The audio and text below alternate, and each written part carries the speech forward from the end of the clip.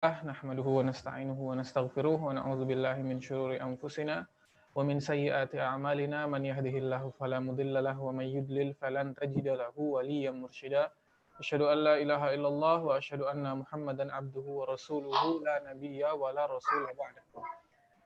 Baik, alhamdulillah nih, segala puji bagi Allah Subhanahu wa taala yang masih memberikan kita keimanan dan kesempatan sehingga kita bisa berkumpul untuk menuntut ilmu walaupun secara virtual bersama guru kita Ustadz Isnan Ansori yang insya Allah kita akan membahas tentang usul fikih. Oke, kita di sini sudah bergabung bersama beberapa pemirsa. Semoga dalam keadaan sehat selalu dan semangat istiqomah untuk menuntut ilmu. Oke, baik. Ustadz Isnan Ansori juga semoga sehat-sehat selalu. Gimana? Assalamualaikum Ustadz. Assalamualaikum. Ya, alhamdulillah sehat. Alhamdulillah. Masih aman, Ustadz ya? Ini baru hujan nih, alhamdulillah lebih sejuk. Oh, alhamdulillah, saya benar. Nah, hujan nggak? Di rumah Fiku hujan ya? Ini kayaknya di luar belum deh. Hujan. Tadi sempat hujan juga. Alhamdulillah. Udah lama nggak hujan.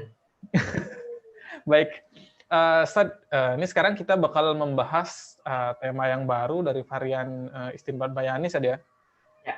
Jadi insya Allah kita akan membahas tentang mafhum. Jadi kemarin kita sudah selesai membahas tentang mantuk. Jadi mungkin bahasa Indonesianya kita sudah selesai membahas yang tersurat saja. Jadi sekarang yang tersirat. Ya. Apa yang tidak dikatakan itu yang bakal kita bahas. Sepertinya ini bakal seru nih, Ustaz. Baik, mungkin kita langsung saja kepada antum, Ustaz. Tafadhal untuk menjelaskan tentang masalah mafhum ini. Baik, bismillahirrahmanirrahim. Alhamdulillah. Alhamdulillahilladzi bi ni'matihi tatimmus shalihat. Wassalatu wassalamu ala sayyidina wa habibina Muhammadin wa ala alihi wa sahabatihi wa man sara ala nahjihi ila yaumiddin, amma ba'd. Alhamdulillah, kita bersyukur kepada Allah Azza wa Jalla pada kesempatan di sore hari ini kembali kita dipertemukan oleh Allah Subhanahu wa taala dalam majelis virtual kita Sekolah Fikih Live.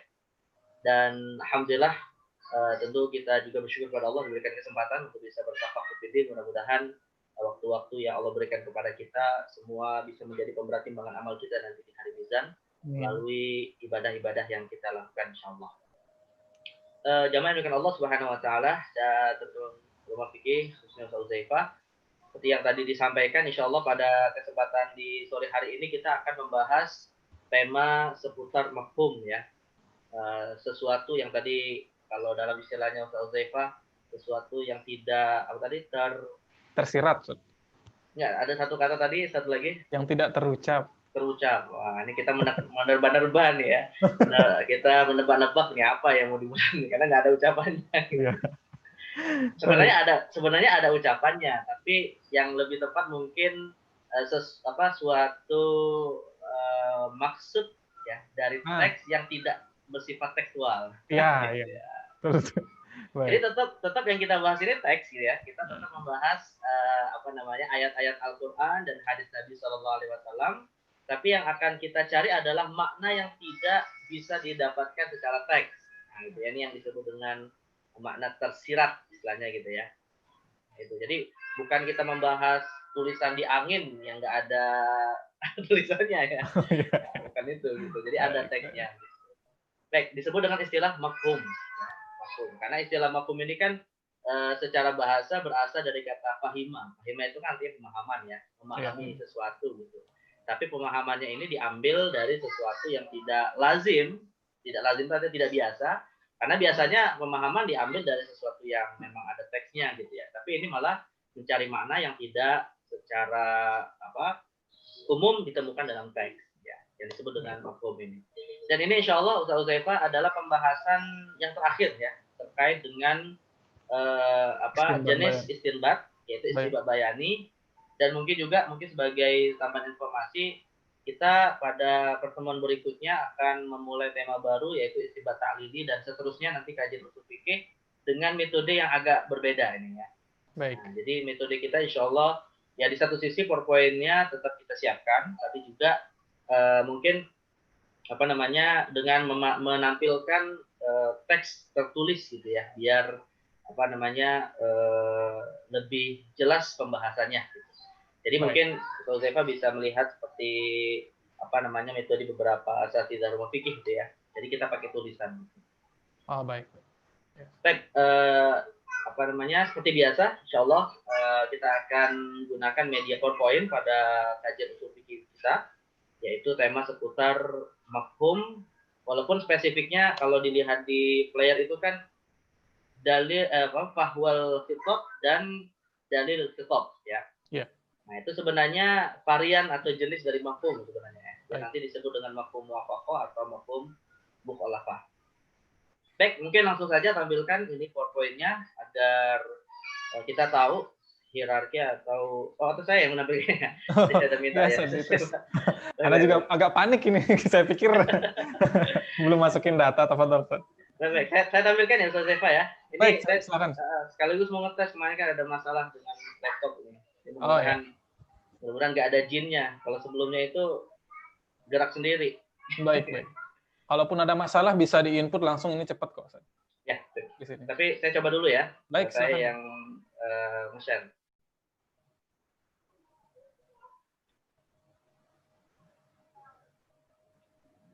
Udah tampil, Ustaz Zaifa? Tampil, Ustaz.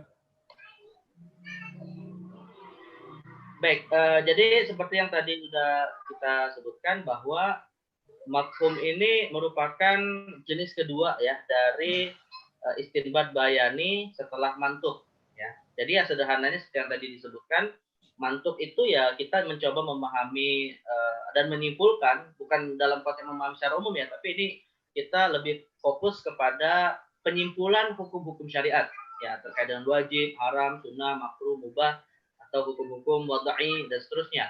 Yang mana kalau secara mantuk artinya ya secara tekstual, secara tersurat dengan beragam metodenya.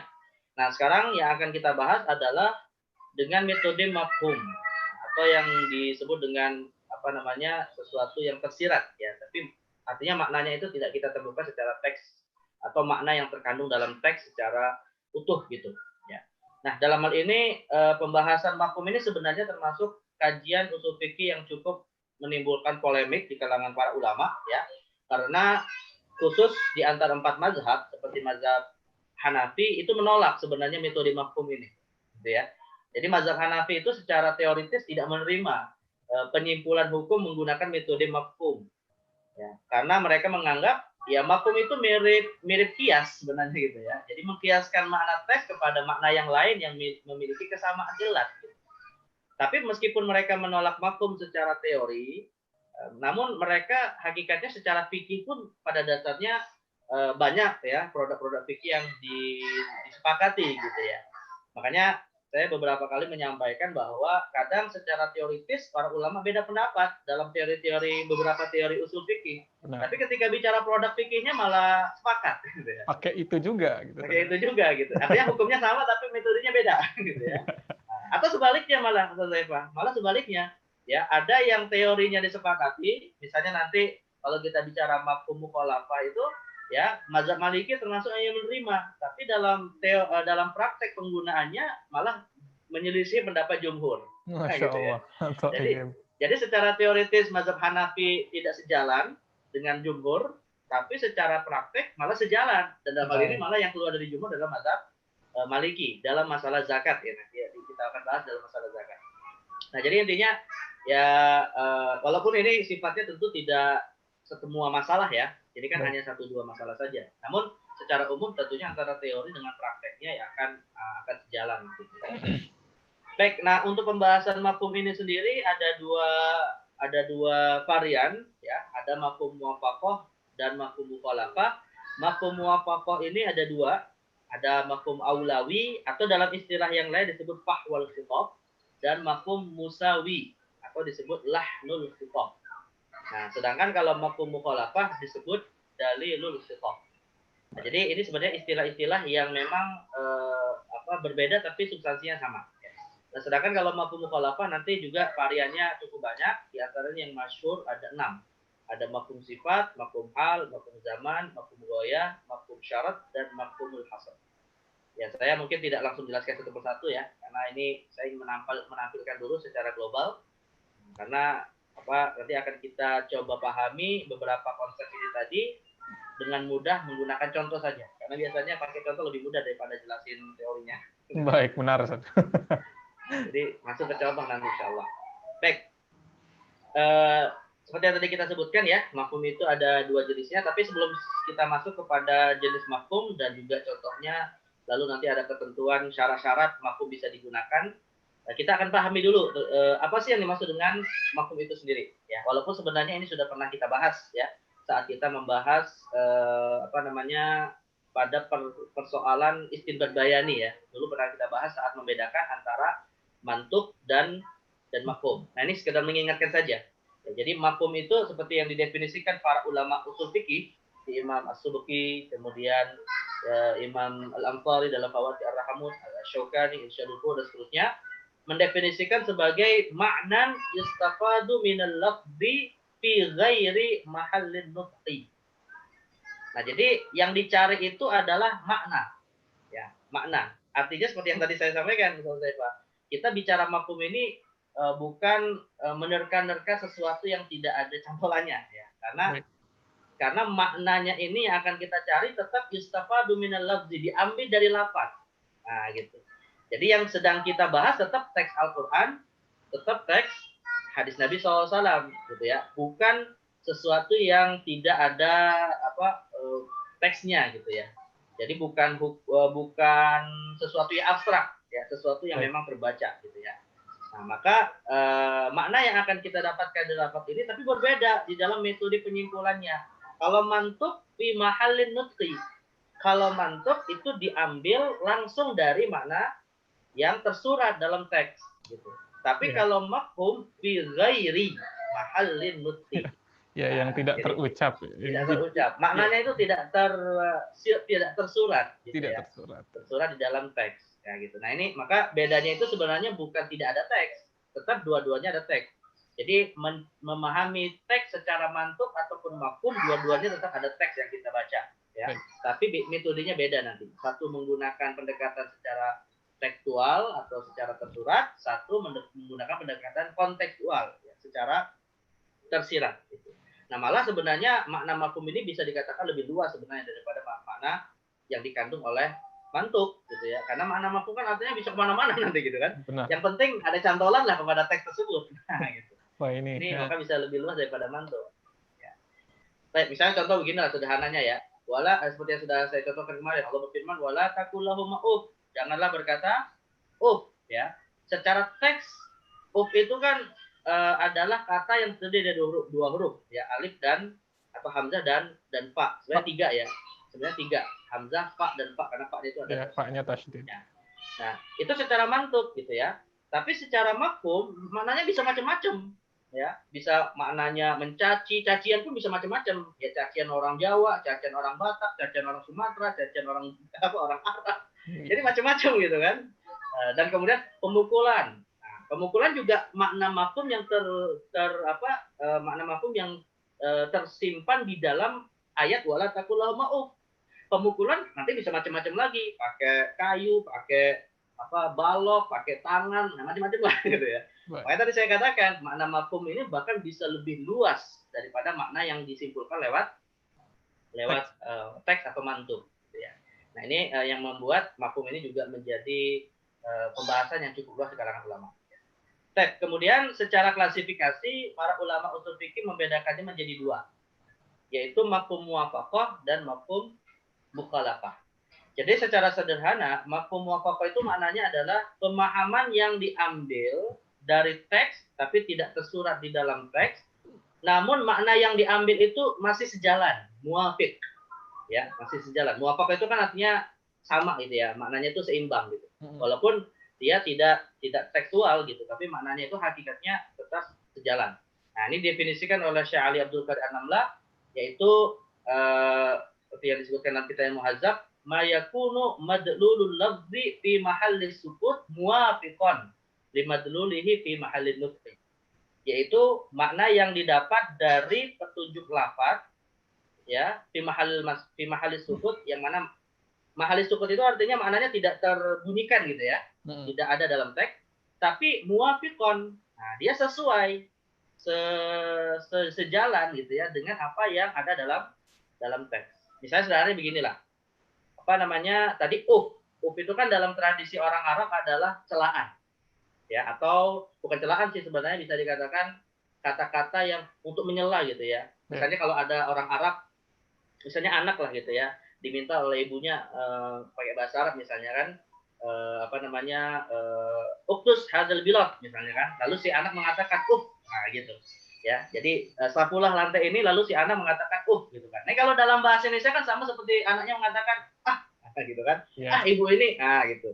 Jadi kata dalam bahasa Arab tapi dalam kata bahasa Indonesia misalnya gitu ya. Nah ini seimbang gitu ya, ini seimbang. Nah itu disebut dengan muafik ya. Tapi kan nggak ada kata dalam Al-Quran gitu ya. Iya. Jadi dia semakna lah dengan kata dalam konteks yang dengan dalam konteks bahasa yang berbeda. Nah ini namanya disebut dengan mafhum muwafaqah ya. Tapi kalau mafhum mukhalafah malah maknanya itu kebalikan dari makna yang yang disimpulkan dari mantuk ya. Jadi mukhalafah itu artinya kan kebalikan. Nah, definisinya seperti kata Syekh An-Namlah, dalalatul lafzi ala thubuti hukmin al-maskuti anhu mukhalifun lil hukmi alladzi dalla alaihi al-mantuq nafyan wa itsbatan. Ya intinya adalah makna yang dia terkandung di dalam teks berdasarkan mafhum tapi makna yang kebalikannya ya. Contoh, kalau misalnya tadi kita katakan janganlah berkata kepada orang tuamu, maka kebalikannya apa? Perintah untuk mentaati setiap apa yang diperintahkan oleh orang tua. Gitu kan? Jadi lawan dari itu kan suatu ungkapan untuk menyebut suatu penolakan gitu ya. Nah, maka lawannya atau makna yang terbalik adalah harus mentaati apa yang diinginkan oleh orang tua. Nah, itu beda ya. Jadi kalau secara teks melarang, malah kalau secara mafhum memerintahkan ya sesuatu yang berlawanan dari apa yang dilarang. Baik. Nah, gitu ya. Nah, ini beda antara. Tapi kalau misalnya tadi Ustaz Uzaifah, makna misalnya dari kata wala taqul lahum jangan berkata menghasilkan makna memukul, ini bukan mukhalafah, ini muwafaqah. Ya. Itu muwafaqah gitu. Karena tidak boleh memukul sejalan dengan makna tidak boleh berkata atau gitu ya, itu sejalan. Tapi kalau mukhalafahnya ya berarti tidak boleh berkata makna lawan terbaliknya adalah harus mentaati apa yang diinginkan. Ya, oke. Nah, itu beda antara mafhum muwafaqah dan mafhum mukhalafah. Baik. Ini sederhana contoh terkait dengan ayat itu yang disebut dalam kitab usul. Nah, untuk mafhum muwafaqah sendiri kemudian dibedakan oleh para ulama menjadi dua. Ya, ada mafhum muwafaqah aulawi atau disebut fahwal khitab. Dan ada mafhum muwafaqah musawi atau disebut lahnul khitab. Nah, kalau mafhum muwafaqah aulawi, nah seperti yang tadi kita sebutkan ayatnya, fala taqul lahum janganlah kamu berkata ya, diterjemahkan di depan itu gitu. Nah, itu kan artinya adalah suatu bentuk kedurhakaan yang paling kecil gitu ya. Nah, namun bukan berarti kemudian Allah hanya melarang berkata saja gitu. Maknanya kedurhakaan yang lebih besar yang sampai mencaci misalnya bapaknya disamakan dengan anggota ragunan misalnya gitu kan. Dia disamakan dengan nama-nama hewan. Nah, itu kan otomatis lebih besar daripada hanya sekedar berkata Nah, itulah yang disebut dengan aulawi. Jadi aulawi itu maknanya itu masih sejalan dengan makna mantuk, tapi dia memiliki tambahan gitu ya. Memiliki tambahan dari makna itu tadi sebagai satu contoh. Nah, sedangkan kalau mafhum muwafaqah berikutnya yaitu musawi atau disebut lahnul khitab, nah maka ini tidak lebih dari makna atau dari mafhum yang sejalan dengan mantuk. Namun dia seimbang, ya. Nah, misalnya seperti firman Allah, innal ladzina ya'kuluna amwalal yatama dzulman innama ya'kuluna fi butunihim nar. Dan sesungguhnya orang-orang yang memakan harta anak yatim ya dengan secara zalim. Nah, berarti di sini kalau tidak secara zalim, misalnya dia sebagai wali yang mungkin membutuhkan sekaligus memelihara gitu ya boleh-boleh saja gitu ya. Tapi ini secara zalim. Ya, maka Allah mengancamnya dengan dia seakan memakan api yang dimasukkan ke dalam perutnya gitu ya. Nah, kalau kita lihat ayat ini secara mantuk Allah melarang memakan harta anak yatim, yaitu aktivitas memakan yang dilarang. Nah, sekarang pertanyaannya, kalau misalnya memakan saja dilarang, kira-kira boleh nggak kalau nggak memakan atau anak yatim diambil dikasihkan kepada istrinya? Nah, boleh nggak? Ya tetap nggak boleh gitu kan. Artinya kalau memakan saja nggak boleh, maka setiap makna yang menunjukkan kepada menzolimi harta anak yatim apapun bentuknya, itu diterima secara mafhum sebagai sesuatu yang juga dilarang. Nah itu ya. Jadi bukan berarti kemudian kita katakan, biasanya kan kalau kalangan yang bersifat zahiri ya, kalangan yang hanya memahami secara teks saja kan menyimpulkannya, ya kalau saya ngambil kalau untuk diberikan kepada istri ya nggak termasuk diancam dalam ayat ini. Nah ini keliru gitu ya. Karena ayat ini bukan hanya memakan saja gitu. Jadi dia termasuk aktivitas yang semakna dengan memakan, yaitu menghilangkan secara zalim harta anak yatim. Nah ini namanya disebut dengan mafhum musawi atau istilah lainnya adalah lahnul khitab. Ya. Baik, ini dua jenis mafhum muwafaqah. Ya, ada aulawi, ada musawi. Baik, kemudian yang kedua adalah mafhum mukhalafah, kebalikan dari mafhum muwafaqah. Ya, kebalikan makna dari mafhum mafhum makna yang merupakan makna terbalik dari mantuk ya, maaf ya. Jadi mafhum mukhalafah itu terbalik dari apa yang disimpulkan oleh mantuk. Nah, dalam hal ini para ulama menyebutkan beberapa contoh atau jenis-jenis mafhum mukhalafah ya. Yang pertama adalah mafhum sifat. Nah, jadi pemahaman terbalik atas dasar sifat. Nah, misalnya adalah firman Allah SWT dalam soal Hujurat ayat 6, ya ayyuhalladzina amanu in ja'akum fasiqun binaba'in fatabayyanu. Jadi Allah Subhanahu wa taala ya memerintahkan kita untuk berhati-hati dari informasi yang disampaikan oleh orang fasik. Ya, jadi kalau ada orang fasik datang kepada membawa berita, maka ya teliti dulu gitu. Nah, artinya pemahaman terbaliknya adalah kalau yang membawa informasi itu adalah orang yang kita kenal dia jujur, ya otomatis tidak wajib kita kemudian meneliti kebenaran informasinya. Nah, itu kebalikannya kan begitu gitu ya. Nah, makanya hati-hati menggunakan ayat ini. Ya, hati-hati menggunakan ayat ini. Contoh misalnya begini, yang saya maksud hati-hati. Jadi kalau misalnya ada seorang ustadz atau ada seorang ulama lah yang diakui oleh umat, diakui oleh banyak masyarakat muslim, dia sebagai orang yang tidak mungkin tidak mungkin dusta dalam menyampaikan ilmu gitu ya. Tiba-tiba ketika kita disampaikan ilmu yang datang dari beliau, lalu kita sampaikan, ya alladzina amanu in ja'akum fasiqun binaba'in fatabayyanu. Parah itu. Berarti kita menuduh dia itu seakan orang fasik. Wah, itu dia itu. Nah, ini nggak boleh gitu kan. Jadi di sini harus hati-hati menggunakan ayat ini. Karena kan biasanya atau gini, nggak usah pakai ayat. Kadang sering disebutkan ini tabayun gitu kan. Ya kalau yang dimaksud tabayun itu datangnya dari orang yang kita kenal jujur, berarti seakan kita sudah menuduh dia fasik. Gitu. Nah, itu kan perkara besar gitu. Jadi penggunaan istilah tabayun juga harus diletakkan pada tempatnya gitu ya. Jadi artinya kalau informasi datang dari orang yang nggak kita kenal, nah baru silakan kita katakan yuk bertabayun gitu ya. Tapi kalau orang ini memang kita kenal dia jujur, malah kita tabayun dulu, nah berarti kita nuduh dia nggak jujur gitu ya. Nah ini jadi menggunakan ayat juga harus hati-hati gitu.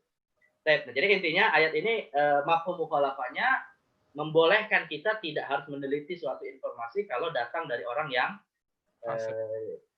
tidak meneliti kalau datang dari orang yang jujur. Orang yang mantuknya diteliti perintahnya gitu ya. Tapi kalau mafhumnya maka tidak harus diteliti. Orang tua kita sendiri misalnya kalau kita kenal dia orangnya jujur ya jangan langsung ketika orang tua kita menyampaikan sesuatu, wah saya mau tabayun dulu. Udah bapaknya fasik gitu. Baik. Nah, ini hati-hati. Ini mafhum berdasarkan sifat karena fasik itu sifat ya, sifat yang ada pada manusia.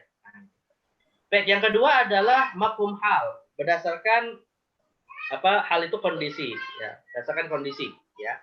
Jadi kalau berdasarkan kondisi misalnya dicontohkan Allah mengatakan dalam Al-Baqarah 187 wala tubashiruhunna wa antum aakifuna fil masajid.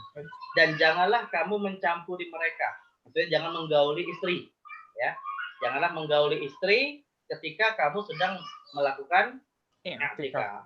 Berarti kan kondisi yang dilarang untuk seseorang bergaul itu atau melakukan hubungan seksual dengan istrinya adalah ketika dia sedang i'tikaf. Nah, dulu saya berpikir begini Ustaz Uzaifah. Emang ada ya orang sedang i'tikaf tapi menggaul istrinya? Kira-kira di pojokan masjid mana dia menggaul istrinya gitu. Baik. Atau misalnya ada bilik cinta misalnya di pojok masjid gitu. Baik. Lu kebayang begitu gitu kan. Rupanya kalau kita belajar tentang fikih etikaf, ya kan ada kondisi di mana rukhsah yang diberikan oleh syariat, keringanan yang diberikan oleh syariat, seseorang boleh keluar dari masjid, tapi masih terhitung sebagai Orang yang mu'takif. iktikaf. Ya, misalnya kalau dia itikafnya di malam hari membutuhkan makan minum misalnya kan, ya dia silakan pulang ke rumahnya untuk mengambil makan dan minum masih berstatus sebagai iktikaf, mu'takif gitu. Tapi yang jadi masalah kalau ke rumah ngelihat istrinya kemudian naik syahwatnya, nah ini masalah gitu kan. Nah, itu yang dilarang oleh ayat ini gitu. Baik. Ya, bukan berarti itikaf hubungan seksualnya di masjid, bukan, tapi ketika sedang berniat iktikaf, belum dibatalkan niat iktikafnya. Nah, itu tidak boleh ya. Maka kebalikannya, kalau iktikafnya sudah dibatalkan, ya otomatis ya silakan ingin menggauli istrinya. Nah, gitu. Jadi paham ya? Jadi ini kondisi gitu ya, kondisi seseorang yang dilarang secara mantuk tidak boleh menggauli dalam kondisi iktikaf, tapi mafhumnya membolehkan kalau tidak lagi iktikaf. Ya. Atau contoh lain ya, contoh lain misalnya ini dalam istilah fikih nikah itu atau dalam pembahasan fikih talak dikategorikan talak bid'ai, ya, talak yang dilarang. Ya. Jadi diriwayatkan dalam hadis riwayat Bukhari dan Muslim, Abdullah bin Umar itu diriwayatkan pernah talak imra'atahu wa hiya haid. Jadi sahabat Abdullah bin Umar itu pernah diriwayatkan mentalak istrinya saat istrinya dalam kondisi haid.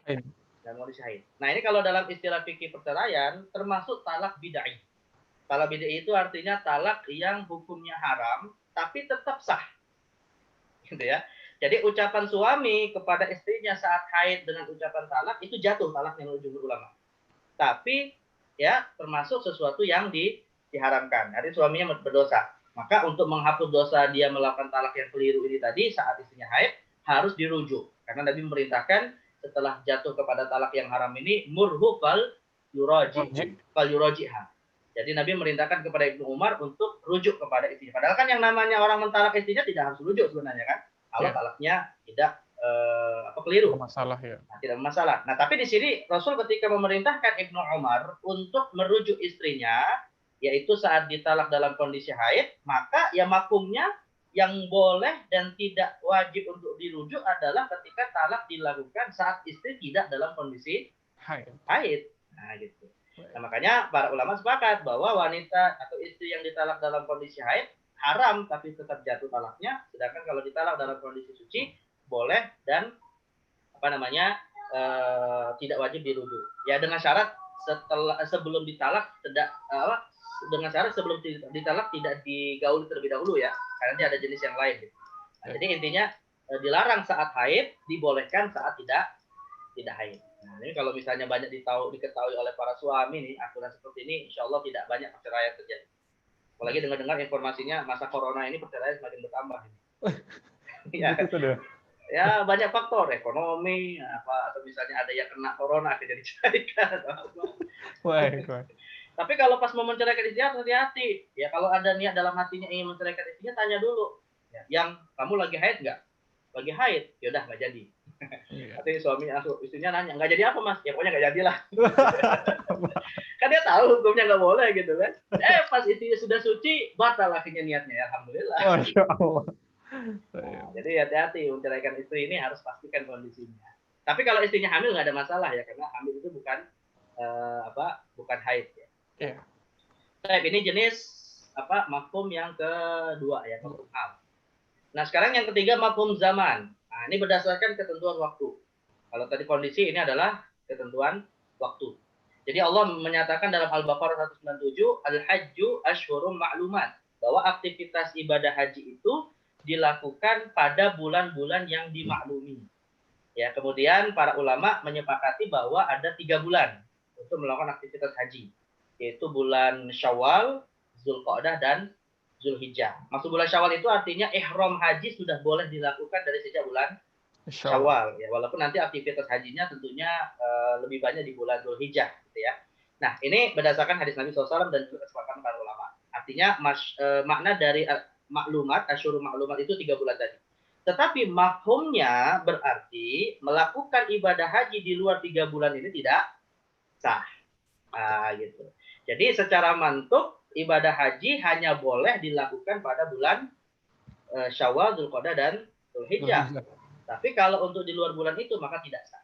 Dan dulu pernah muncul Ustaz Uzaifah wacana haji dilakukan boleh kapanpun seperti umroh. Wow.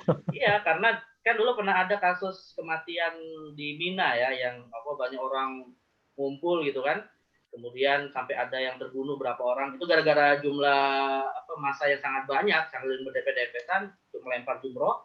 Akhirnya ada yang meninggal dalam jumlah banyak ya. Tentunya itu adalah bagian dari bagian dari jihad lah ketika ibadah haji gitu ya. Yeah. Tapi masalahnya begini, ada wacana dari salah seorang cendekiawan muslim di Indonesia ya, bahwa mengatakan untuk menghindari itu ya udahlah haji itu boleh kapan aja. Ya jelas ini nggak boleh gitu ya, karena bertentangan dengan ayat ini. Dia yang ngatur saja. Iya, karena sudah diatur. Ya kayak sholat zuhur misalnya. Ya kalau misalnya saya lebih nyaman kalau zuhur di waktu malam misalnya, apakah kemudian boleh berubah ya waktunya? Nggak bisa. Nah itu sudah qat'i ketentuannya. Tetapi intinya larangan itu didasarkan kepada mafhum gitu ya. Karena Al-Qur'an sih tidak artinya gini di dalam Al-Qur'an hadis Nabi itu tidak ada larangan ibadah haji di bulan Muharram, itu nggak ada gitu ya. Iya. Nggak ada secara teks gitu. Tapi kita mendapatkannya berdasarkan mafhum atas ketentuan ibadah haji yang dibatasi waktunya saja. Baik.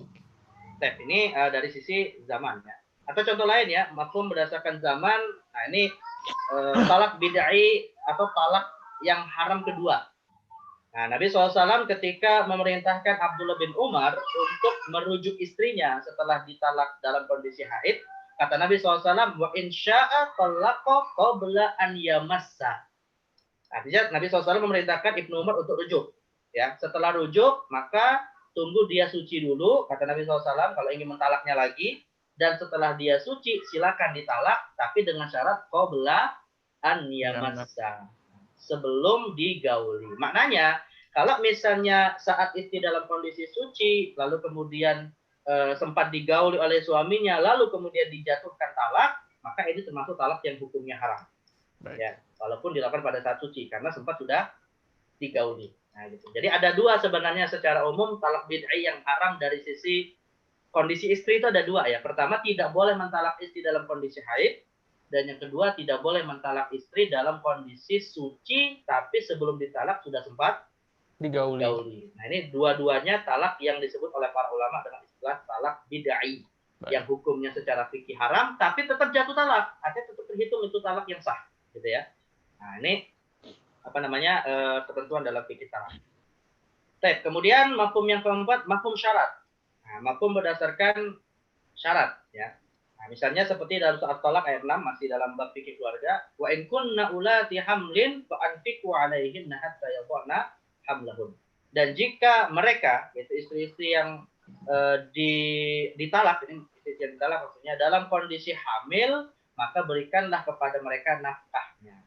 Gitu ya. Nah, ini artinya seorang istri apapun bentuk talaknya, kalau dalam kondisi hamil, maka tetap wajib diberikan kebutuhannya selama masa kehamilan. Yeah. Meskipun itu sampai talak 3 misalnya. Padahal kan talak 3 itu si suami tidak bisa rujuk gitu ya. Yeah. Tapi kalau misalnya ditalaknya dalam kondisi hamil, maka tetap berkewajiban memberikan nafkah. Padahal kalau sudah talak 3 sudah tidak ada wajib lagi nafkah itu karena sudah putus hubungan pernikahannya gitu ya.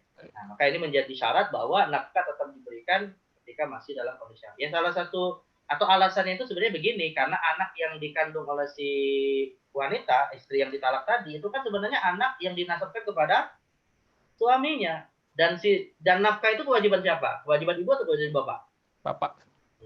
Kapanpun sampai si anak ini kemudian mampu, ya itu tetap dibebankan kepada bapaknya, si bapak gitu. Walaupun kadang fenomena di masyarakat kita malah yang nanggung nafkah anak itu kalau cerai ibunya gitu.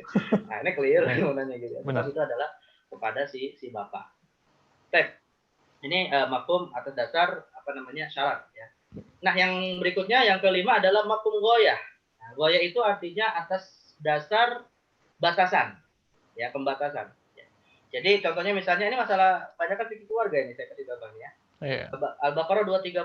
Fa in talaqaha fala tahillu lahu min ba'du hatta tankiha zawjan ghayrahu. Kalau seorang istri itu ditalak. Nah, dimaksud ditalak di sini ada ditalak 3 karena ayat sebelumnya bicara talak 1 dan talak 2. Ya, jadi setelah ditalak yaitu maksudnya talak 3, maka fala tahillu lahu, tidaklah halal bagi suami yang mentalak 3 tadi untuk menikahi kembali istrinya hatta tankiha zaujan ghairah, sampai si wanita yang ditalak 3 tadi menikah terlebih dahulu. Jadi ada batasannya. Jadi boleh dinikahi oleh suami yang pertama sampai si istri menikah dulu dengan laki-laki yang kedua. Nah, gitu. Jadi namanya disebut nanti dalam istilah fikih nikah dengan istilah nikah tahlil, ya. Jadi harus nikah dulu dengan suami yang kedua, baru suami yang pertama yang mentalak 3 tadi boleh menikah dengan istrinya.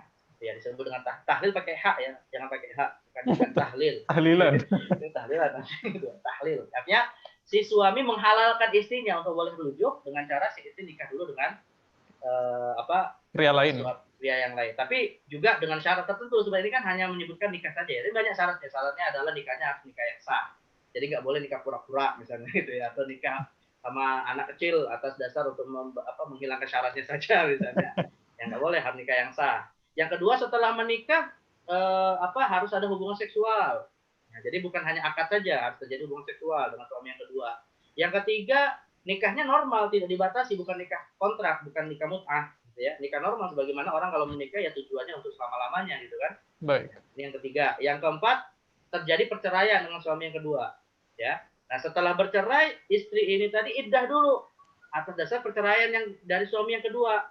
Nah, yang jadi masalah kalau iddah dirujuk sama suami yang kedua, ya udah suami pertama nunggu lagi gitu. Ya kan kalau misalnya suami yang kedua rujuk ya otomatis kan masih berstatus sebagai istri sah suami kedua kan? Benar. Nah, itu tunggu dulu. Jadi kalau ingin menikahinya iddah dan sama sekali suami yang kedua tidak merujuknya. Nah, jadi masalah setelah iddah dirujuk, baru talak pertama, kemudian dirujuk, lalu ya normal lagi dengan suami yang kedua, ditalak lagi, ya. Iddah lagi, dirujuk lagi. Nah, ini lama lah nunggunya gitu ya. Waduh. Hanya kalau mau talak istri 3 kali hati-hati lah, karena prosesnya panjang. Gitu. Nah, ini namanya disebut talak bain kubro namanya. Ya, talak 3 itu disebut talak bain kubro. Karena talak itu ada 3 kan, ada talak roj'i, ada bain subro, ada bain kubro. Kalau talak roj'i ya silakan rujuk tanpa ada syarat apapun. Kalau talak bain subro bisa rujuk dengan cara akad ulang tanpa harus istri nikah dulu dengan orang lain. Iddahnya habis ada. Ya, kalau ini terjadi dalam bab iddah, dalam talak 1 dan 2 dan iddahnya selesai. Juga dalam bab khulu. Ya, kalau perceraian itu datang dari si istri. Nah, lalu kalau suami kemudian ingin menikahinya ya akad baru ya dengan catatan istrinya mau gitu ya. Suami istri yang nggak mau ya tetap nggak bisa juga gitu ya. Gitu. Nah, kalau talak bain kubro ya tadi syaratnya harus dengan menikah dengan suami yang kedua. Nah, ini bab talak ya. Jadi intinya yang saya maksud di sini adalah ada istilah hatta gitu ya. Mafhum goyahnya itu kan berarti kalau belum terpenuhi syaratnya otomatis tetap haram untuk dirujuk oleh atau untuk dinikahi oleh suami yang pertama gitu. Karena ada ketentuan batasannya itu goyah tadi. Dan yang terakhir adalah mafhumul hasr. Ya, mafhumul hasr ini artinya mirip dengan pembatasan atau goyah, tapi ini pembatasan yang sifatnya hanya mencukupkan pada lingkup yang dimaksudkan secara mantuk dan mafhumnya berarti melarang kecuali apa yang dimantukkan. Misalnya Allah mengatakan iyyaka na'budu wa iyyaka nasta'in. Ya, hanyalah kepada Engkau kami menyembah dan hanya kepada Engkau kami meminta pertolongan. Artinya ya selain Allah tidak boleh disembah, mafhumnya gitu kan. Jadi dan ini kan juga semakna dengan lafaz tauhid ya. La ilaha illallah itu kan ada nafi, ada itsbat. Ada menegaskan bahwa Tuhan itu yang wajib disembah hanyalah Allah, tapi sekaligus menafikan keberadaan atau menafikan hak disembahnya Tuhan selain Allah. Bukan berarti menafikan keberadaan Tuhan lain ya. Baik. Karena secara faktual juga banyak orang manusia yang menyembah selain Allah gitu kan. Artinya mereka mengaku hal-hal tertentu sebagai sembahan. Tapi Allah nafikan hak untuk disembahnya. Nah, maka ini juga termasuk hasr. Hasr itu artinya ya sudah yang dibatasi oleh Allah untuk wajib disembah hanya adalah Allah Subhanahu wa taala. Nah, ini namanya disebut dengan mafhumul hasr, gitu ya. Nah, sebagai penutup, maka mafhum-mafhum ini tadi sebenarnya menurut mayoritas ulama, mau dia mafhum muwafaqah atau mafhum mukhalafah, merupakan termasuk dalil. Bahkan yang sudah pernah kita bahas terkait dengan masalah lafaz umum, mafhum juga bisa mengkhususkan lafaz yang umum kan. Kita pernah bahas itu kan. Jadi artinya mafhum ini juga termasuk dalil yang cukup kuat menurut jumhur ulama. Tapi mayoritas ulama yang menerima mafhum menetapkan 3 syarat agar mafhum itu bisa diterima. Saya banyak syarat ya, tapi 3 ini saya pikir mewakili banyak syarat ya. Jadi ada 3 syarat agar mafhum itu bisa diterima. Yang pertama, mafhum tidak membatalkan mantuk. Ya. Nah, ini apa nih maksudnya nih? Langsung contohnya aja lah ya. Baik, saya Jadi, juga agak bingung kan? Nah, dalam surah An-Nisa ayat 101 itu kan Allah mengatakan falaisa 'alaikum junahun an taqsuru minas sholati in khiftum. Dan tidak mengapa bagi kalian mengqashar salat, melakukan salat 4 rakaat menjadi 2 rakaat, qashar salat. Ya kalau in khiftum dalam kondisi takut, khawatir. Dalam kondisi perang maksudnya. Berarti berdasarkan surah An-Nisa ayat 101, qashar salat hanya boleh dilakukan ketika perang saja. Secara mantuk ya. Paham ya? Nah, maka secara mafhum berarti selain dalam kondisi perang tidak boleh qashar. Nah, itu mafhumnya gitu ya. Baik. Tapi mafhum ini bertentangan dengan hadis Nabi SAW. Yang mana Nabi SAW menetapkan bolehnya qashar salat meskipun tidak dalam kondisi perang. Nah, gitu. Apa itu kapan misalnya seseorang boleh qashar salat? Dalam hadis riwayat Aisyah radhiyallahu anha dikatakan furudatus salat raka'ataini fil hadar was safar. Dahulu salat itu pernah diwajibkan 2 rakaat dalam kondisi perjalanan atau dalam kondisi tidak melakukan perjalanan, gitu ya. Tapi fa uqirrat salatus safari wa zida fi salatil hadar. Dan tetap diberlakukan dalam kondisi musafir melakukan perjalanan secara mutlak ya untuk boleh salat 2 rakaat zuhur, asar dan isya dan ditambahkan dalam sholat ketika dilakukan saat tidak musafir. Artinya, kalau berdasarkan mafhum dalam surah An-Nisa ayat 101, berarti ya perjalanan atau safar itu tidak menjadi sebab dibolehkannya qashar sholat.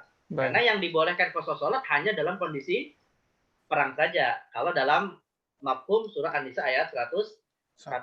Tapi mafhum ini bertentangan dengan mantuk. Artinya mafhum dalam hal ini akan membatalkan mantuk. Dan itu tidak boleh. Artinya tidak sah saat mafhum ini kalau membatalkan mantuk. Nah, apa mantuk yang dibatalkan oleh mafhum? Yaitu tadi, Rasulullah membolehkan qashar salat ketika kita melakukan perjalanan. Nah, artinya mafhum dalam surat An-Nisa 101 tidak sah. Nah, itu tidak diterima. Ya. Mafhum dalam surat ayat An-Nisa 101 ini tidak diterima karena ada mantuk yang membolehkan untuk seseorang boleh melakukan qashar salat sekalipun tidak dalam kondisi perang. Nah, itu ya. Nah, ini syarat yang harus terpenuhi dulu untuk untuk mafhum bisa diterima, yaitu tidak boleh membatalkan mantuk yang lain ya, tidak boleh membatalkan mantuk dari aspek yang lain. Nah, ini yang pertama. Yang kedua, mafhum ini bukan dalam kerangka kebiasaan yang umum. Apa nih maksudnya ya? Jadi mafhum bukan dalam kerangka kebiasaan itu misalnya begini, soal Nisa 23 ya. Allah mengatakan di antara mahram, di antara orang atau wanita yang haram dinikahi itu adalah anak tiri. Ya. Jadi Allah mengatakan wa rabaibukumul lati fi hujurikum, dan juga haram untuk kita nikahi anak-anak istrimu yang dalam pemeliharaanmu. Ya. Jadi kalau ada seorang laki-laki nih menikah dengan seorang wanita janda yang sudah punya anak perempuan, maka si laki-laki ini tadi menjadi bapak tiri berarti ya, menjadi mahram dari anak tirinya. Tapi dalam ayat ini kan Allah mengatakan yaitu anak tiri yang berada dalam pemeliharaanmu. Nah, sekarang yang jadi bertanya begini, bagaimana kalau anak tirinya itu tidak dipelihara? Nah, itu apakah kemudian tidak menjadi mahram gara-gara tidak dipelihara oleh bapak tirinya? Kalau berdasarkan mafhum kan berarti nggak jadi mahram kan? Ya. Kalau berdasarkan mafhum. Nah, ini bertentangan ya, karena yang dimaksud dengan anak tiri yang dipelihara oleh ayah tiri di sini maksudnya adalah yaitu pada umumnya anak tiri akan dipelihara oleh ayah tiri. Nah, pada umumnya gitu. Berarti bukan berarti mafhumnya kalau tidak dipelihara menjadi tidak mahram, bukan gitu. Paham ya? Nah, jadi intinya begini, sebenarnya dapat. Paham ya? Jadi sebenarnya begini, Ustaz Uzaifah, saya ingin menegaskan juga ini ada sedikit tambahan juga dalam ayat ini. Jadi dalam ayat ini ada 2 syarat seorang anak tiri itu menjadi mahram dari bapak tirinya. Ada 2 syarat. Syarat yang pertama dipelihara. artinya diberikan nafkahnya gitu ya oleh Baik. si ayah tiri. Dan syarat yang kedua, ayah tiri ini sudah menggauli ibunya. Ya. Jadi Allah mengatakan kan allati dakhaltum bihinna, yang sudah engkau gauli. Ya, bukan sekedar akad saja gitu ya, sudah digauli. Tapi dari dua syarat ini tadi yang menyebabkan anak tiri menjadi mahram, yang berlaku disepakati para ulama cuma satu saja. Ya, yaitu kalau si ibu sudah digauli. Adapun untuk pemeliharaan, maka ini bukan menjadi syarat. Karena itu adalah kebiasaan umum masyarakat, anak tiri pasti kalau sudah ibunya dinikahi oleh seorang laki-laki akan juga dipelihara oleh bapak tirinya. Baik. Nah, ini tidak menjadi mafhum gitu ya. Tapi kalau untuk digauli, ini mafhumnya diterima oleh para ulama. Mafhum diterima itu begini, artinya kalau seorang ayah tiri ya belum menggauli menggauli seorang wanita yang tadi punya anak perempuan, maka anak perempuannya tadi masih tetap bukan mahram. Kalau belum digauli gitu ya. Makanya para janda kalau punya anak tiri ya sebelum digauli jangan dikasih tahu gitu aja. Tapi tiba-tiba kalau tahu, oh kamu punya anak perempuan, ya lebih menarik misalnya, udah saya ceraikan, nikahin anak tirinya. Repot gitu kan. Walaupun secara fikih nggak ada masalah, walaupun secara etika ya mungkin dalam pandangan masyarakat ya ini apa nikahi ibunya, tapi kemudian juga nyasar anaknya gitu. Baik. Nah, gitu. Jadi intinya ya gauli dulu, baru kemudian anak tirinya menjadi mahram. Gitu. Makanya sebenarnya mahram dalam bab perbesanan, mahram karena sebab pernikahan itu kan sebenarnya ada 4 ya. Ini sebenarnya kalau kita luaskan, mahram karena sebab pernikahan itu ada 4. Menantu, mertua, anak tiri, dan ibu tiri. Menantu itu kan berarti istri dari anak kita, anak kandung. Kemudian ibu mertua itu kan berarti ya ibu dari istri kita. Kalau ibu tiri berarti kan suami dari ayah kita. Istri dari jelema menantu. Gitu. Tapi kalau untuk anak tiri maka disyaratkan bukan hanya akad nikah, tapi juga terjadi hubungan seksual. Nah, makanya tadi saya katakan ya kalau punya anak perempuan hati-hatilah. Tapi ini mafhumnya diterima kalau untuk yang kedua ya. Tapi kalau untuk dipelihara kata para ulama ini tidak menjadi mafhumnya ditolak. Gitu. Karena ini adalah dalam konteks kebiasaan umum adah gitu ya. Yang terakhir sebagai penutup, syarat yang ketiga adalah mafhum ini bukan dalam kerangka mubalaghah. Nah, mubalaghah itu artinya ya istilah dalam bahasa Indonesia mubalaghah itu litaksir ya, artinya Allah menyebutkannya itu sebagai cara untuk menganggap sesuatu yang besar gitu ya. Nah, contoh misalnya beginilah sederhananya. Allah mengatakan ya ayyuhalladzina amanu la ta'kulur riba adhafan mudha'afah. Wahai orang yang beriman, janganlah kamu makan harta riba sebanyak-banyaknya. Nah, coba. Kalau berdasarkan mafhum, berarti makan harta riba kalau sedikit boleh nggak? Berdasarkan mafhum, saudara. Ya, berdasarkan mafhum boleh nggak? Boleh berarti, saudara. Ya, secara mantuk kan yang dilarang oleh syariat itu kan makan harta riba secara besar-besaran gitu. Misalnya gini lah, saya pinjamin Ustaz Zaifa uang 10.000, saya pinjamin uang 10.000 gitu kan. Ya udah nanti kembaliin 10.000 plus permen, boleh nggak? Enggak. Walaupun cuma 1 permen loh, harganya cuma Rp100, boleh? Enggak, Sir. Ya tentu nggak boleh. Mau sedikit mau banyak riba itu haram gitu ya. Mau sedikit mau banyak riba itu haram. Makanya pemahaman dari ayat ini yang menyimpulkan bahwa riba sedikit itu halal, ini tidak diterima. Oke.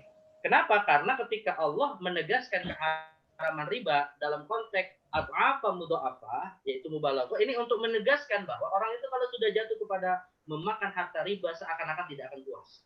Gitu. Jadi dia akan terus makan harta riba sebanyak-banyaknya. Ini dari sisi pemahaman. Tapi sebenarnya dikuatkan juga ayat ini sebenarnya juga dianggap sebagai ulama mansukh. Ayat ini makna hukumnya sudah dihapus ya, karena ada ayat lain yang mengatakan wa daru ma baqiya minar riba. Dan Al-Baqarah itu disebutkan ya tinggalkan riba walaupun hanya sisa-sisa. Sisa itu kan sesuatu yang menyebutkan sedikit ya. Sedikit. Nah, jadi ada yang mengatakan mafhumnya ditolak, ada juga yang mengatakan ya terlepas ditolak atau tidak. Karena kalau pakai mafhum bisa jadi diterima gitu kan. Tapi sebenarnya sudah dihapus atau mansukh dengan ayat yang lain. Jadi intinya riba itu sedikit ataupun banyak hukumnya adalah haram. Ini pembahasan tentang mafhum sebagai pembahasan terakhir dari istinbat bayani ya, mantu dan mafhum. Mudah-mudahan cukup jelas, dan kalau masih ada waktu silakan jika kita ingin mendiskusikan Baik, nah ini sepertinya bakal ada beberapa diskusi nih. Syukron jazakumullah khairan atas ilmunya, menarik sekali. Saya sebenarnya juga ada pertanyaan, Ustaz, tapi mungkin kita dahulukan penanya dulu saja. Atau bisa nanya besok-besok lah. Iya, bisa nanya besok-besok. Baik, ini Ya, ada boleh. udah ada yang raise hand, Bapak Adi. Baik, silakan Pak Adi. Assalamualaikum Ustadz Isnan, Ustadz Zaifah. Waalaikumsalam. Tadi sempat disinggung tentang tidak ada istilah mantan mertua gitu.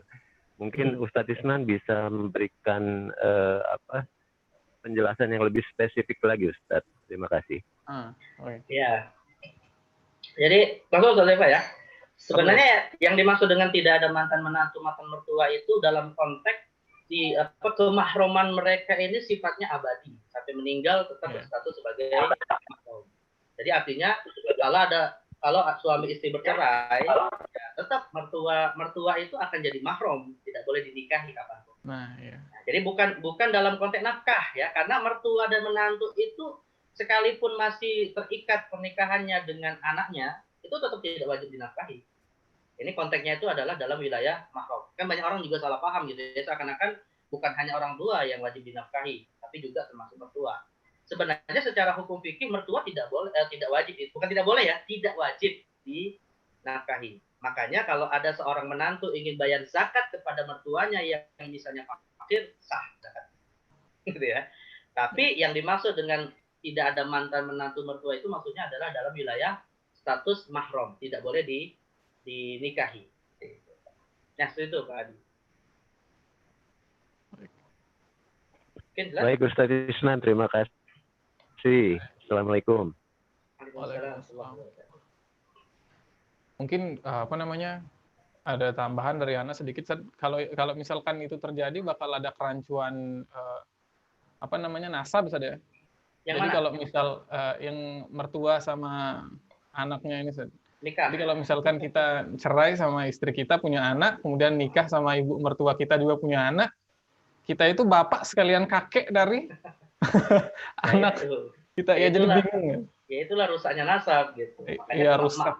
Mahram itu kan salah satu cara mengatur nasab yang benar gitu ya. Iya, benar banget, Ustaz. Jadi ya makanya tadi saya katakan tidak ada mantan itu istilahnya walaupun bercerai ya sampai hari kiamat mertua dan menantu tetap statusnya adalah mahram gitu. Tidak. Kalau mantan istri ada, artinya begini. Kalau misalnya suami bercerai dengan istrinya, ya, artinya kan nanti kewajiban nafkahnya masih berlaku nggak? Kalau bercerai dengan istrinya. Kalau bercerai dengan istrinya. Dan setelah selesai iddah, ya kan nggak berlaku gitu kan? Tidak berlaku. Ya. Artinya nafkah itu hanya terkait dengan masalah nafkah itu terkait dengan ikatan pernikahan yang masih berlangsung gitu kan? Baik. Malah sebenarnya pernikahan seorang laki-laki dengan seorang wanita itu tidak menyebabkan mahram. Ya, maka nggak ada istilahnya suami itu mahram istri itu nggak ada gitu ya. Iya. Ya kalau mahram ngapain dinikahi kan nggak boleh. Gitu. Nah makanya dalam mazhab Syafi'i menyentuh istri itu membatalkan wudu karena bukan mahram gitu. Iya. Tapi menyentuh menantu atau menyentuh mertua malah nggak batal karena mahram. Nah, iya. Paham ya perbedaannya ya. Baik. Jadi menantu tidak boleh tidak wajib mertua tidak wajib dinafkahi, tapi menyentuhnya itu tidak membatalkan wudu. Sedangkan istri ketika masih terikat pernikahan, ya wajib diberikan nafkah oleh suami, menyentuhnya tetap membatalkan wudu. Nah ini hukumnya berbeda gitu ya. Ya seperti itu. Baik. Boleh satu lagi Ustaz? Tafadhol, ya, silakan. Boleh. Bagaimana bolehkah anak angkat menikah dengan ibu angkatnya gitu Ustaz? Anak angkat. Anak angkat. Boleh dan sangat boleh dan karena mengangkat anak itu tadi sebenarnya tidak memberikan efek hukum apa-apa ya. Nah makanya sebenarnya begini, pengadopsian anak itu sebenarnya ada dua bentuk, yang mana bentuknya ini hukumnya berbeda. Pertama, pengadopsian anak dalam konteks kafalah untuk memenuhi kebutuhannya. Kalau ini boleh dan bahkan dianjurkan, termasuk bagian dari anjuran Nabi bahwa ana wa kafirul yatim kahataini fil jannah. Aku dan orang yang memelihara anak yatim di surga seperti dua jari yang berdekatan. Ini konteks mengadopsi anak untuk dipelihara memenuhi kebutuhannya. Dalam hal ini malah dianjurkan. Tapi praktek yang keliru dalam pengadopsian anak itu adalah ketika si anak dinasabkan kepada yang mengadopsi. Ini kalau dalam tradisi orang Arab jahiliyah namanya disebut dengan tabanni. Dan dulu Rasulullah pernah melakukan hal itu ketika beliau menasabkan Zaid bin Harisah kepada namanya. Jadi Zaid menjadi Zaid bin Muhammad. Ya. Nah kalau konteks pengadopsian anak seperti ini, maka ini hukumnya haram kata para ulama.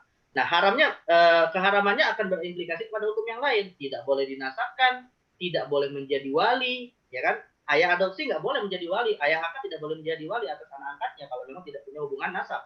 Kemudian apalagi tidak saling mewarisi. Nah, ini kan yang banyak kesalahan masyarakat kita kan dalam konteks yang di sini kan. Bisa saling mewarisi, bisa menjadi wali, kemudian seakan-akan dia mahram. Nah, ini enggak. Nah, makanya sebenarnya tidak ada hubungan-hubungan seperti ini. Maka kalau misalnya si anak itu mau dinikahi, misalnya nih Ustaz Huzaifah sengaja merawat anak kecil perempuan, yang dewasanya diniatkan untuk dinikahi jadi istrinya. Ya boleh, nggak ada masalah, nggak dilarang. Ya, walaupun menurut etika masyarakat, nah ini kayaknya tujuannya lain gitu ya. Artinya sekali lagi, anak adopsi itu tidak mahram maka boleh dinikahi. Maka begini, Pak Adi, saya juga sering menyampaikan kepada banyak jamaah, kalau misalnya ya kita nggak, Allah takdirkan kita tidak punya anak ya, kita tidak bisa melahirkan gitu ya. Lalu kita kemudian mengadopsi seorang anak yang dari kecil, dari bayi kita adopsi misalnya nih. Ya agar sampai dewasa, kalau kebetulan dia beda kelamin, tentu pasti akan beda kelamin dengan istri atau suaminya kan. Maka kalau sampai dewasa nanti tetap ingin bersama dengan ayah dan ibu angkatnya, mumpung umurnya belum 2 tahun, berilah ASI agar nanti bisa menjadi mahram. Yang banyak keliru itu kan begini, ketika sudah dewasa baru kepikiran, kenapa dulu nggak dikasih ASI gitu kan? Padahal sudah serumah, sudah bisa melihat auratnya. Ini kan banyak nanti hal-hal yang termasuk pelanggaran syariat akan terjadi gitu kan. Berduaan lah dan seterusnya. Maka sejak umur 2 tahun ke bawah berikan ASI. Tapi kan istri nggak bisa hamil dan nggak bisa beri ASI. Yang harus istri yang beri ASI. Bisa saudara istrinya, akhirnya istrinya ibu angkatnya menjadi bibi sesusuan. Bisa juga ya pokoknya setiap saudara dari atau keluarga kerabat dari si ibu angkat. Intinya itu akan menjadikan si anak sebagai mahram lewat persusuan. Tapi kalau dibiarkan saja sampai dewasa seperti merawat anak kita tanpa diberikan ASI, ya hukum asalnya nanti ketika dewasa mereka bukan mahram dan boleh menikah. Gitu. Nah ini yang jadi masalah. Ya begitu. Baik, mungkin cukup ya. Baik, terima kasih Ustadz Isnan, Ustadz Huzaifah. Mantap. Assalamualaikum. Assalamualaikum. Baik, ini udah ada yang raise hand lagi, Ustadz, dari Bapak Denny Wulia. Assalamualaikum Ustadz. Ustadz, saya masih bingung antara tadi mafhum wafaqah sama qiyas.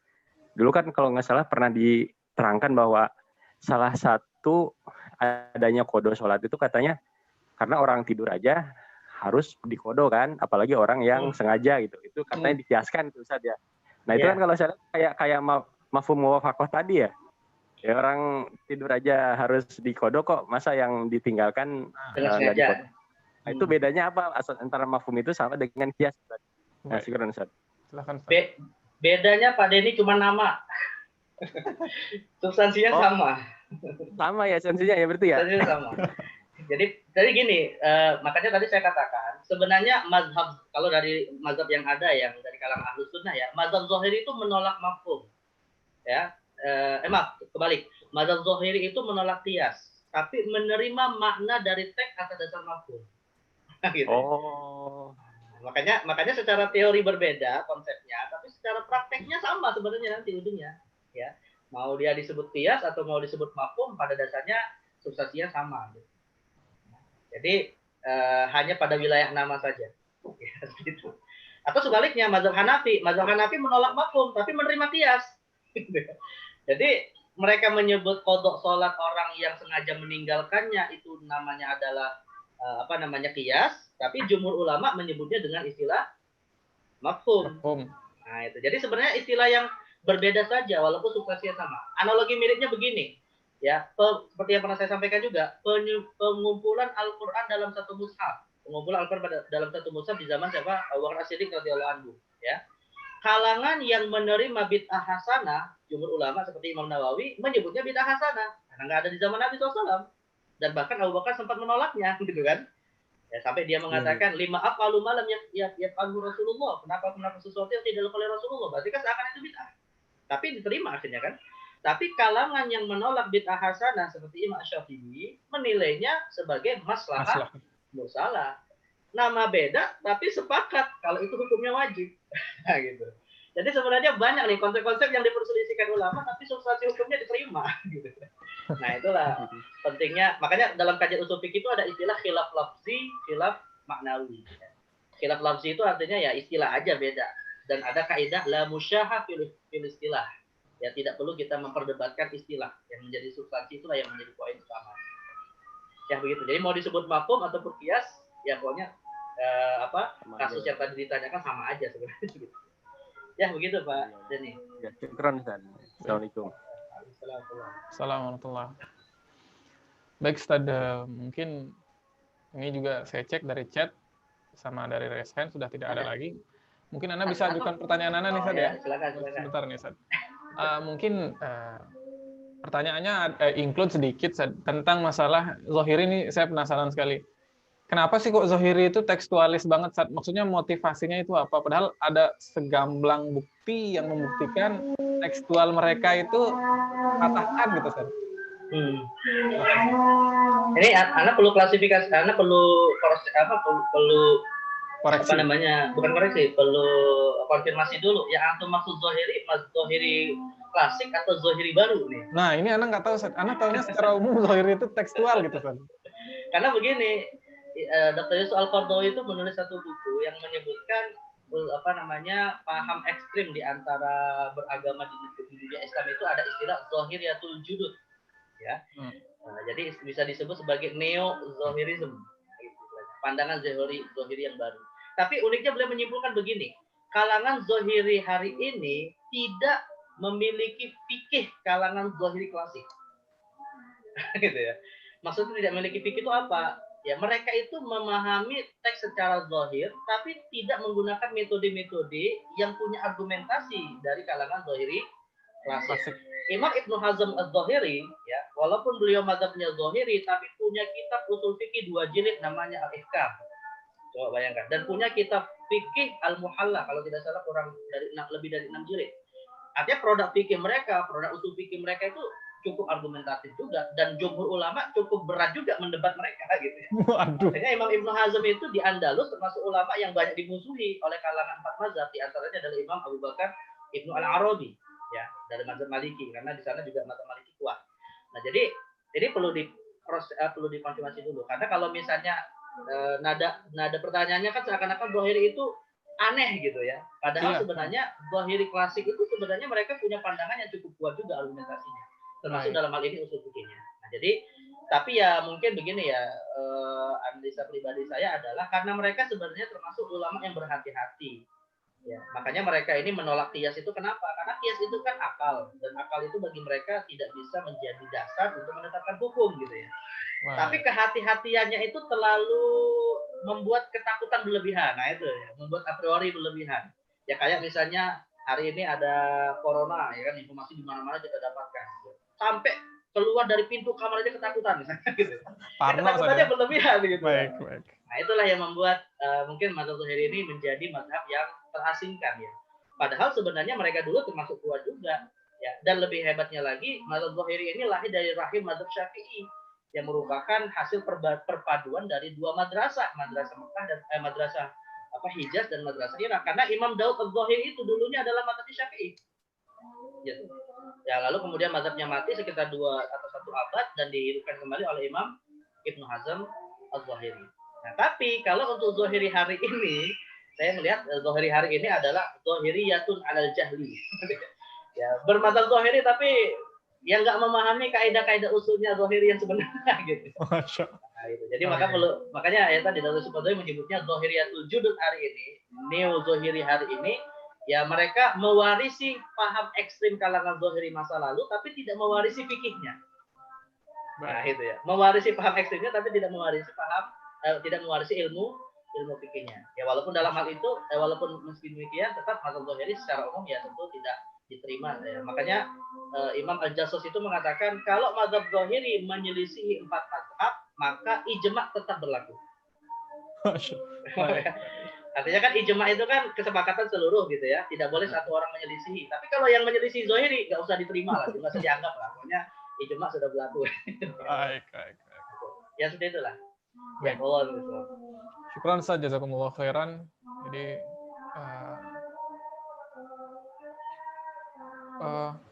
ini mau oke. Baik. Pak Ginda ini, Assalamualaikum Pak. Mau tanya topik terakhir riba. Tapi pertanyaannya nggak ada.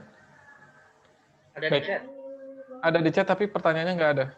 Oke, mungkin gini Ustaz, kita alihkan besok aja Ustaz ya. Mulai ini juga sudah akan menuju waktu maghrib nih.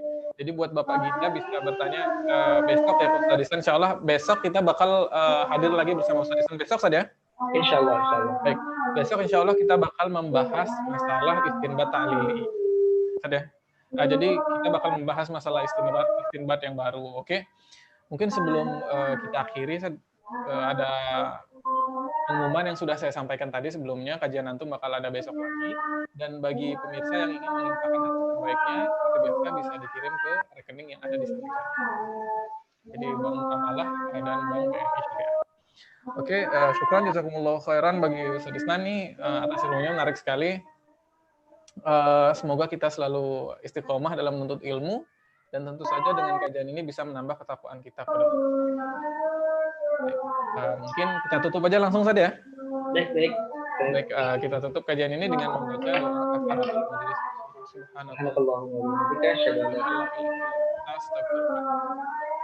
Assalamualaikum warahmatullahi wabarakatuh. Saya juga pamit jamaah dan fikih. Assalamualaikum warahmatullahi wabarakatuh. Waalaikumsalam warahmatullahi wabarakatuh.